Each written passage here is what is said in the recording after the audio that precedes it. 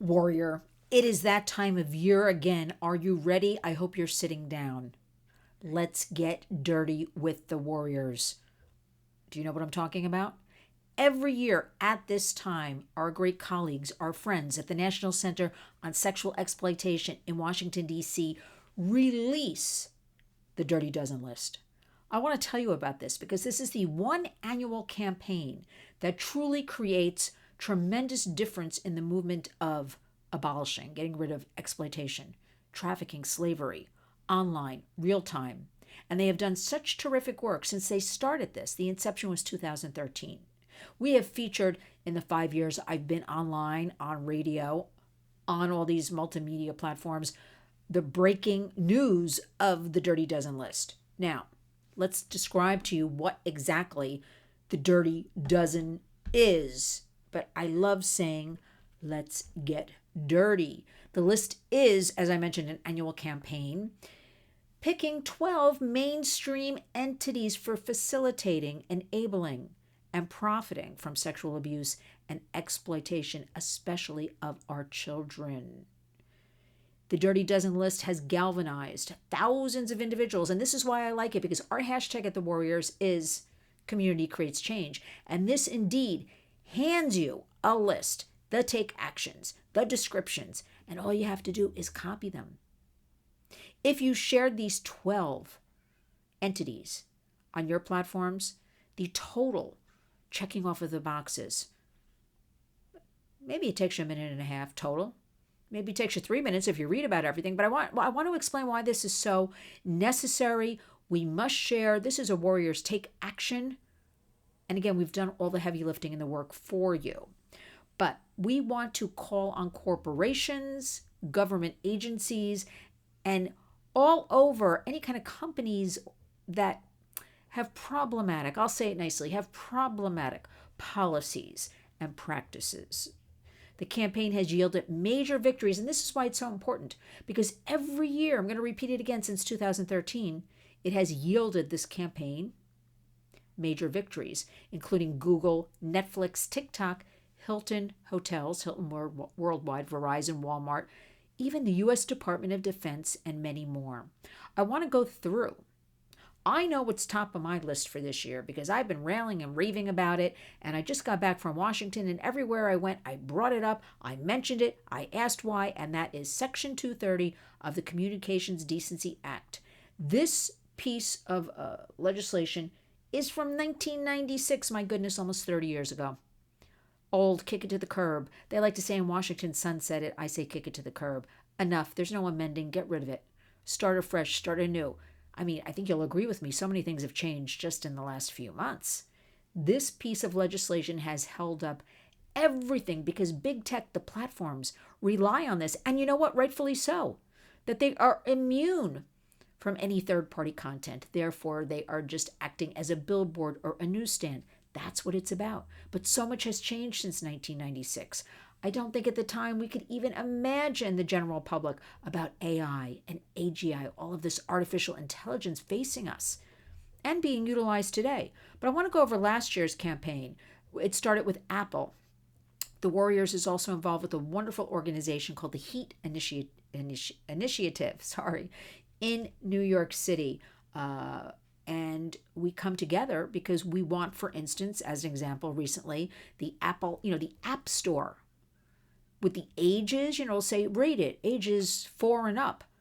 And that could be an app that is full of sexual content. However, because of the HEAT Initiative and all of us coming together, including the Warriors, and pressuring and pushing, they actually addressed many of their apps, and they've changed or are in the process of changing and updating those ages. Just look if you're in the App Store, or go to it and take a look. 4+, 8+, 12+, things children should never be on or allowed to be near, right? So we've got this age, verification with the apps as far as they got to update what ages are exactly appropriate.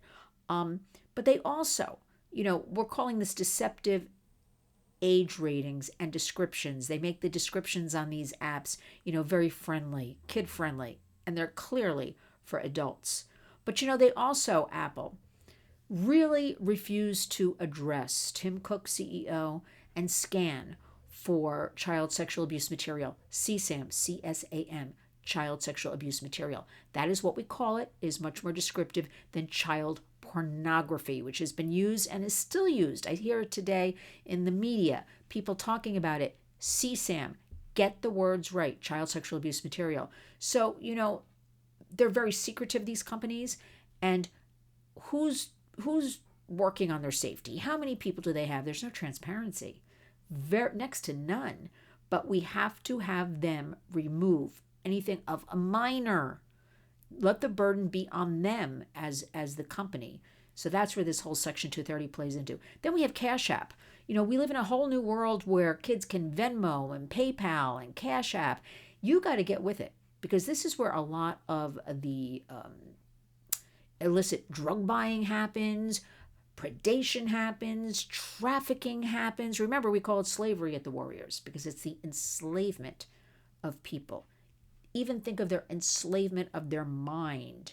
Your child may sleep in their bed at night, but they're being enslaved after school, perhaps, by a peer of theirs, boyfriend, girlfriend of theirs. Got to get on this.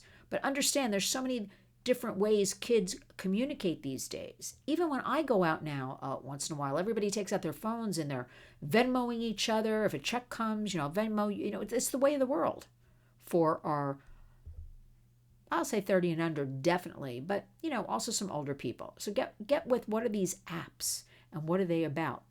But the kids can buy. This is where our concern is, using these apps that you don't know about or know what's really going on there, and pay for abusive content.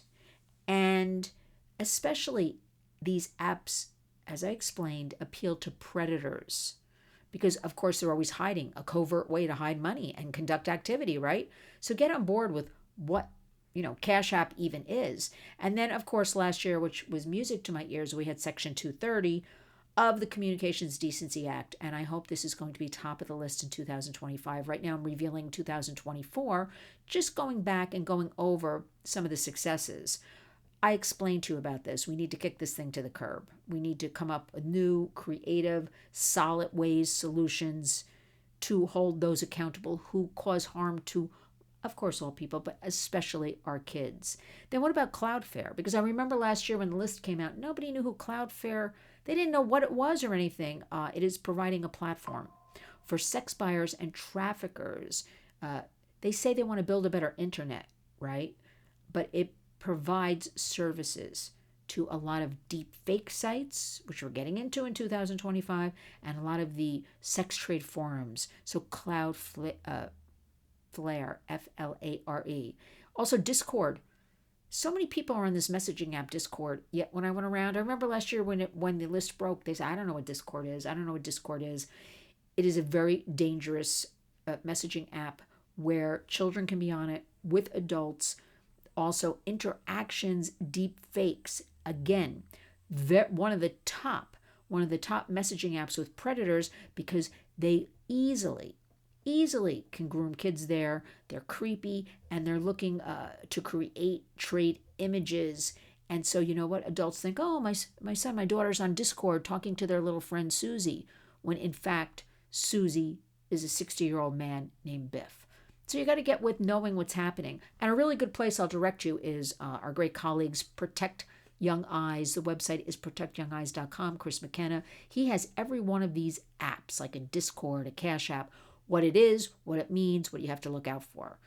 It's free, protectyoungeyes.com. We also carry it on our Warriors website, lynswarriors.org. Know what's going on, because these things are coming out on a daily basis. It's hard for any of us to even keep up with it. LinkedIn is rife with all kinds of abuse. It legitimizes Pornhub and other enterprises by giving them a platform. And also it overlooks deepfake. I'm going to keep telling you that word, deepfake tool promotion. And it's rampant with a lot of harassment, especially towards women. Meta, M-E-T-A. By now you all know that's Facebook and Instagram. They're moving very fast. They're going into the whole, in the last year, AI kind of world. Just remember one thing about Meta. All they care about is making money off of your children. Therefore, they do not have many safety features. They have end-to-end encryption. They have open sourced AI where anybody can take an AI program. It could be a 10-year-old and create, for instance, some deep fakes out of their classmate because their classmate has a picture on Facebook or Snap. So we have to say that Meta ranks as one of the most dangerous for kids. GitHub from Microsoft, a global hub for creating sexually explicit AI tech. Now remember, this list is from a year ago, and there's a lot of AI talk in this list. Then we have Reddit, riddled with sexual exploitation, bullying, image-based, again, sexual abuse, hiding in plain sight, endless pornography, and the kids are on it. Lots of kids are on Reddit. And Roblox. Many parents have said to me, and grandparents, I'll be like, does your child use Roblox? Oh, sure, they build little games. Roblox is really, really, really going to explode. And I'm surprised it hasn't happened by now, because it's building avatars, it's building blocks, it's building buildings. But in all of that fun where kids are creating these games and building and coding themselves are inappropriate sites, content like sex parties that the kids are easily entering into. So you have to be aware of what's going on with Roblox. We have Spotify, another one, explicit images, a lot of children. We're not talking even about adults right now. We're talking about minors. We're talking about children. Telegram, do you know what that is? It is known, Telegram messaging app, as the dark web alternative. And this has been unleashing a whole new kind of realm in exploitation. And it's across the globe. All of this, remember, it's not just, in your home. It's across the globe. What do I like to say to you? Giving your child a phone, they have a phone, if it's a teen, is opening your front door to the world and letting anybody at all in. And you would never do that. You lock your doors. You don't let strangers in. Watching Snap, but a lot of good victories going on. So I want all of you. The Dirty Dozen list is breaking on April 3rd, coming up this week. We'll be right there with them to share with you. And also that day, April 3rd, I'll be doing an interview with Hayley McNamara from the National Center on Sexual Exploitation. She will break to us what this list is. But I can assure you that thorn in my side, Section 230 of the Communications Decency Act, will, and I'm praying, I have a feeling it will be on there because it's holding up all of our great bipartisan legislation, work, discussion. So join us, be on the lookout, but most importantly, your homework, because I like to give you a little homework, take actions, solutions. Go to our good friends, protectyoungeyes.com. Make sure you know what things like Cash App, Roblox, Cloudflare, Discord, make sure you know what they mean, because the kids know what they mean.